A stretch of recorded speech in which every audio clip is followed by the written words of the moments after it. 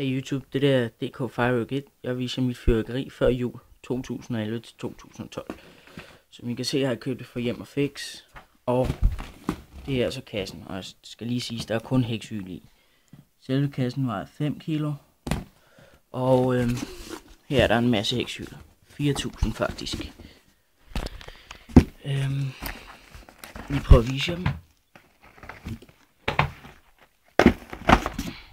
Sidste år var der prop på, men det er der desværre ikke i år.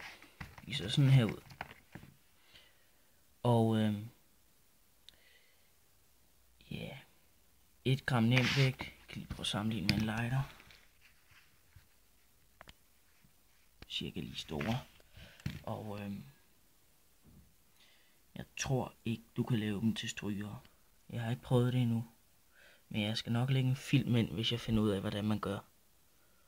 Og jeg lægger også lige en film ind, hvor jeg lige filmer, hvordan de ser ud. Så tak fordi I så med. I må gerne lægge en kommentar. Bare skriv pænt tak. Hej.